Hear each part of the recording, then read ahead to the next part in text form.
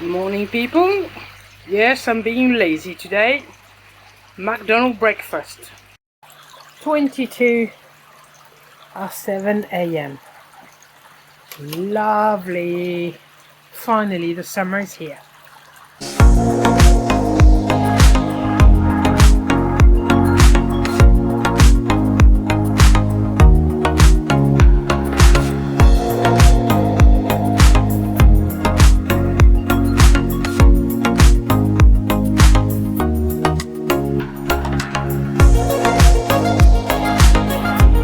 Just received a nice present from Martin at Devilkoi Pond. I was always in admiration with this plant that he's got in his veg filter. So he kindly sent me some roots, and look at this. All the roots have really grown, so I'm just about to put them in that gap over there. And I will have a bit of Martin in my pond again. Thank you so much, Martin. Really appreciate. Love it. Thank you. The mind your own business has gone completely crazy. I had to cut it already once because it was going right in the tray there. But it's definitely growing when you think that I only put the middle bit here about a month and a half ago, and it's got completely crazy. But obviously it's not in full sun. It's enclosed, so absolutely brilliant. The little bit that I've cut from there, oops, sorry about that, I've put it there in a pot and it's now growing nicely. It was a tiny little bit and it's already spread. So there you go, that's quite nice. Multibay is working, overworking, so you can see what the curling brush is getting, trapping before it goes in there. Under underneath the alpha grog. This is the biological, which is working really well. And at the moment the floss here, I'm having to change it every 3 days. I've just changed it, but this is why it collects every 3 days. Really bad. And then that is biological as well, working overtime, working perfect, moving bed, working absolutely perfect. Really chuffed with that. Easy pod is an easy pod. He's doing his job. Over there, filter wise, the pressure filter, I'm having to to pump it every 4 or 5 days just to make sure that it's absolutely perfectly clean. And the protein schema, so again it goes to the tempest, down to the protein schema, and this is working absolutely brilliant. So if I show you what it's collecting every single day, so it's about, I would say 2 liters, yeah, or 1.5 liter, 2 liters. Yeah, love the color. So protein schema is definitely working, as you can see. When you think that this would normally stay in my water. So it is true that, when people say to you, when you first start in the hobby and people say to you, keeping koi is about keeping water, and that's exactly that. This is exactly, sorry about the reflection, no matter how I position my polarizer, it's just not doing anything. But yeah, so going back to water, no matter, when people say to you, this is about keeping water, it's absolutely true. Providing you give the best environment to your koi, the rest will just flow.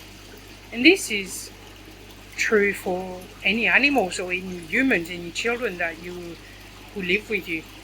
Providing you give them the best environment and the best that you can do with what you've got, the rest follows. So yeah, can't be any happier about this pond. It's maturing nicely after a year.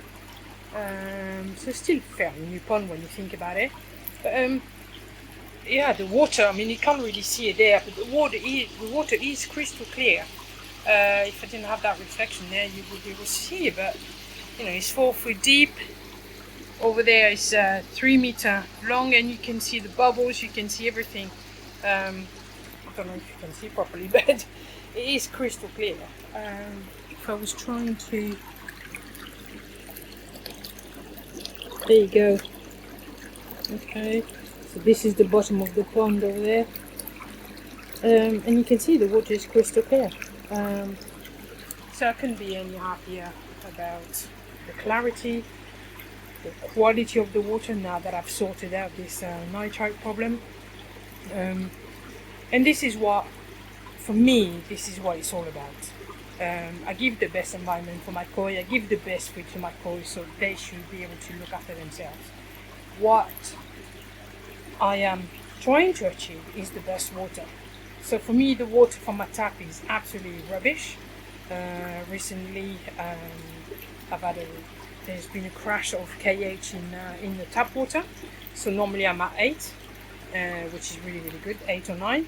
And for about 3 weeks, there was some major work on the pipelines, and the KH went down to 3 to 5 on the tap water. So this is how much of an impact it can have in your pond. So the only thing that I can control with what I've got is the chlorine. Luckily I've got no chloramine, barely any copper, but there's all the other elements, which is any kind of metals that you can sort of remove to a certain extent with some specific carbons, which is what I'm going to show you next. So the fish are doing amazingly well. They're growing. Auto feeder.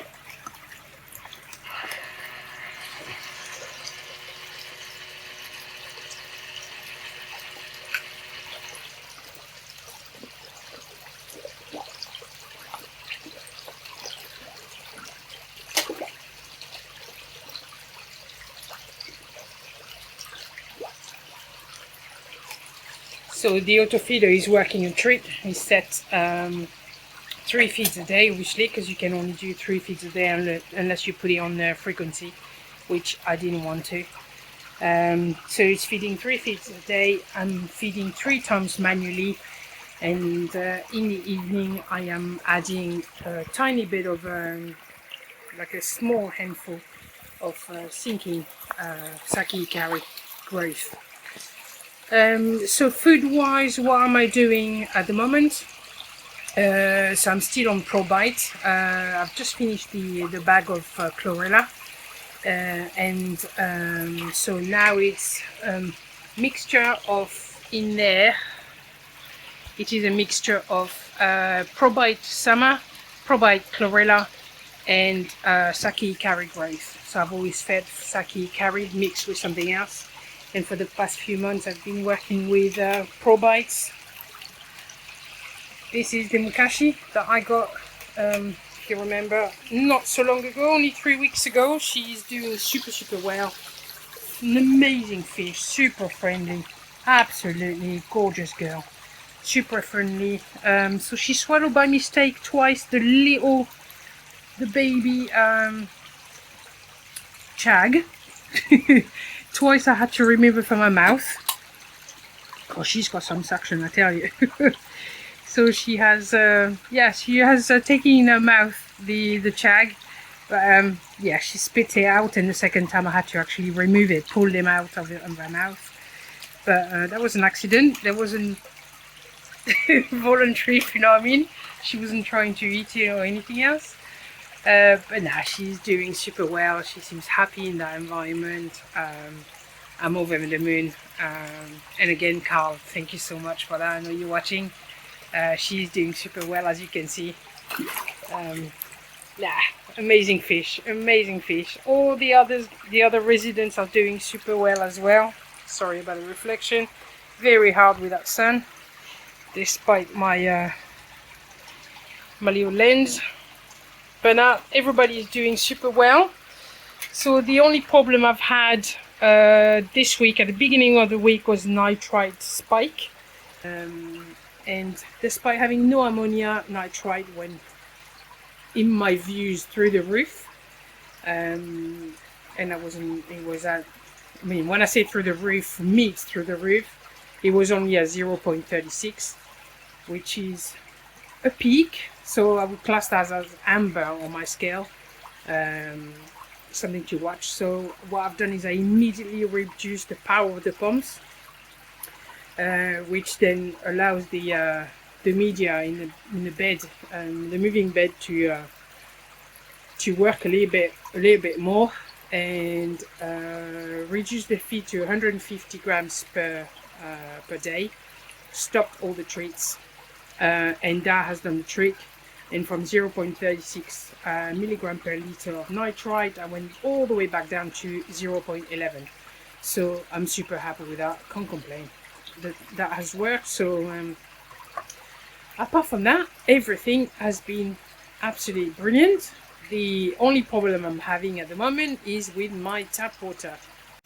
So tap water, I hate complaining about water, because I think we are in a country where we are so lucky of not lacking of water and being able to just turn the tap on and have water. However, for my fish, it's absolutely horrendous. Not so long ago, I had ordered a report from my water company, which was about 10 pages long. And if you start detailing what you're actually drinking, it's quite scary.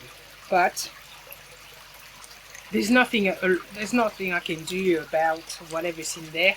I don't understand it all anyway, and I'm not a water chemistry person, so it's very hard for me to understand everything that was in that report. I've ordered a second report just to compare with the first one. There's a slight increase on some of the things, a decrease on some of the others. Glad to say that I haven't got a lot of copper in my tap water, which is great. However, the chlorine is absolutely horrendous, and to the point that sometimes you just open the tap and it's like if you're entering a swimming pool. It's like, it's so strong. So I've always had that on the Tuesday and on the Friday. I've always had a strong smell of chlorine, but now it seems like it's being every day. So with everybody in the group, in the Coizon group, we've been talking about it, and it seems to be everywhere in the country, so it's not just in my area. And yeah, I think since COVID, they've with people being more working from home and all that, they've actually increased the chlorine level, and I get that. So I am not somebody who likes putting things in the water, in the pond, in order to correct the pond. But what I like doing is do it before it goes into the pond. Well, for those who don't know my system, when I top up the pond, it goes through that 3-stage dechlorinator here, and then sorry, I'm a bit limited in space here. Then it goes through here, through this black vessel, which is the carbon for dechlorinator again, and here through this small blue, which is a resin to reduce the nitrate from the source, because I'm at 40 milligram per liter in my tap water. Sorry, I had to put my sunglasses on because my hair is far too long now and I've got to chop it all off. I've got a very thick hair, so it's like having a wig on, thick wig on. So the one thing I wanted to say that I have learned quite a few years ago now is that you've got to check your water when you first start, or when you first start pond, you check, and then as you gain a bit more experience and as you observe your fish all the time, you know when something is wrong. So I'm not talking about parasites here. What I'm talking about is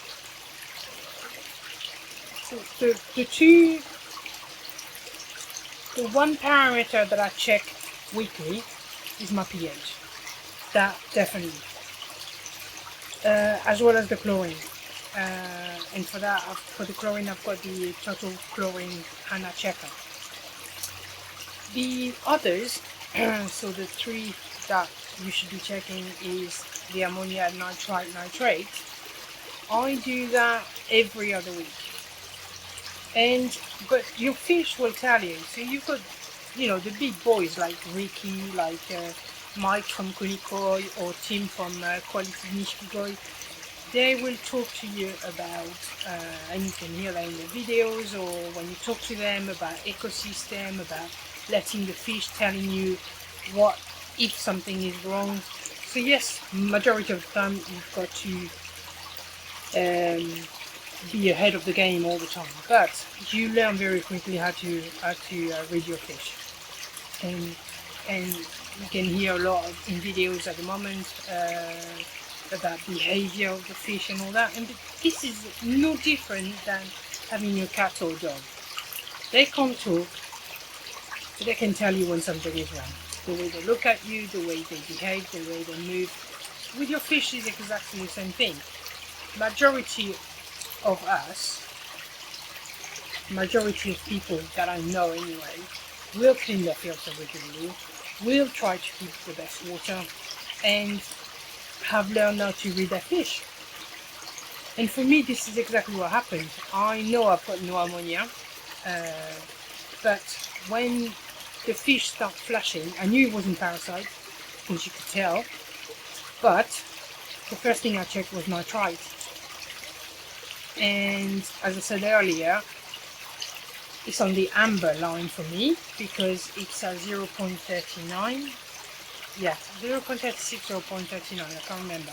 Which is alarming for me, but on the amber scale for everybody else.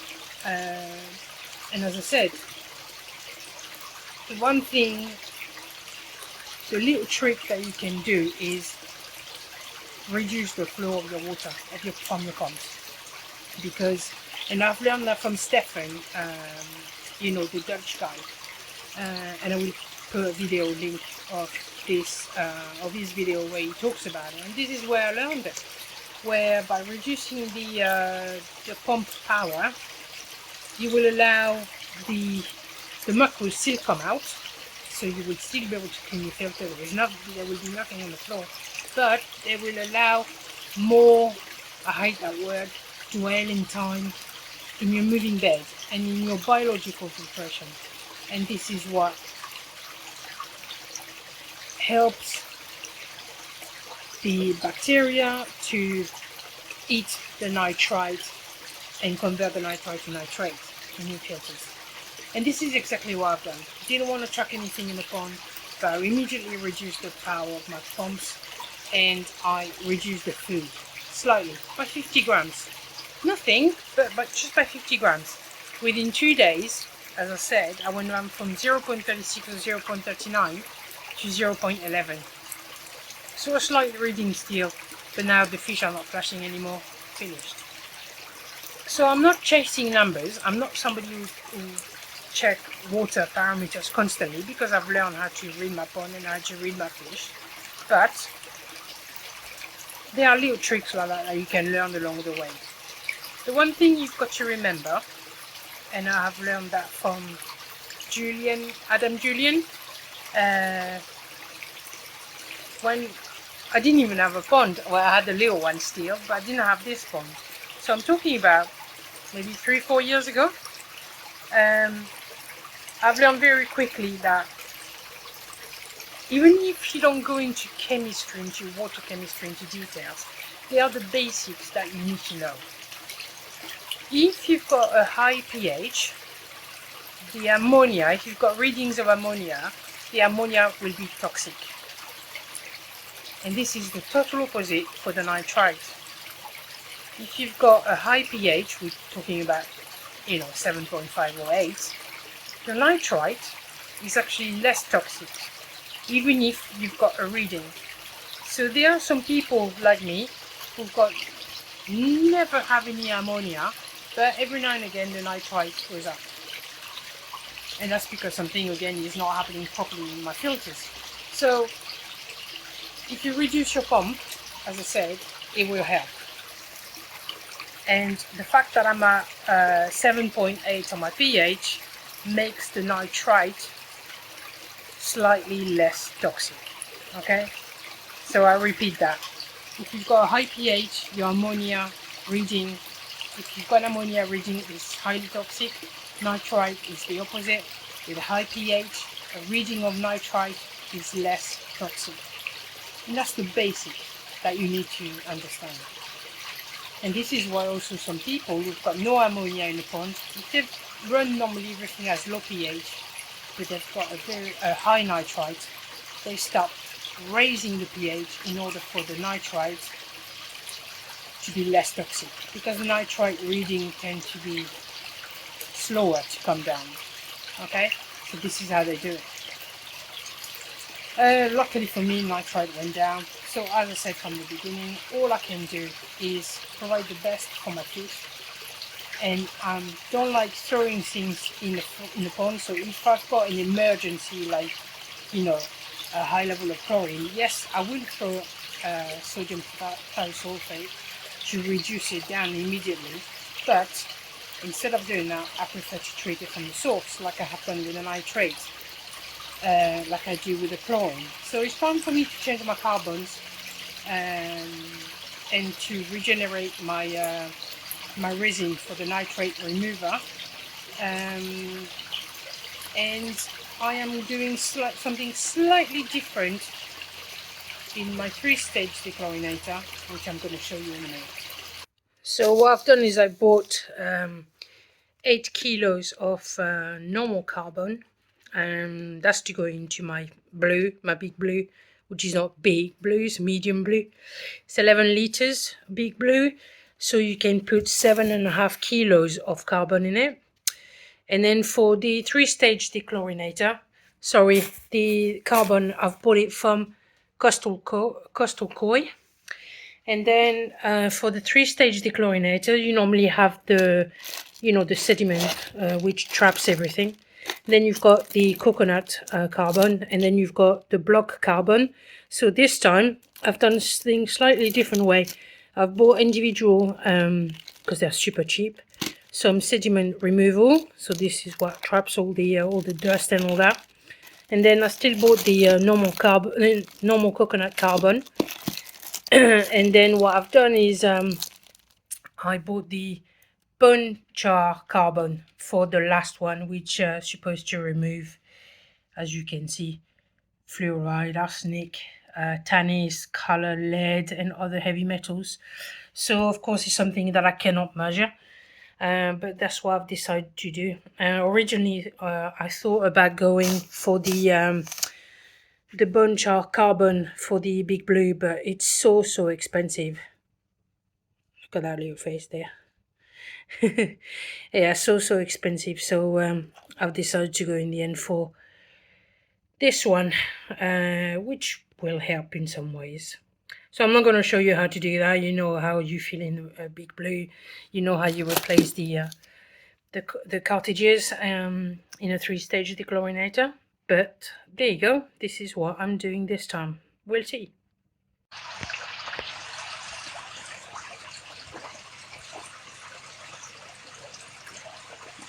In my next video, what I will do is I have decided not to go for the change the resin for the nitrate remover, but I've decided to recharge it, so, or regenerate it. So I will show you in the next video how to do that, because so many people have asked me. I thought it was probably better to do in a separate video.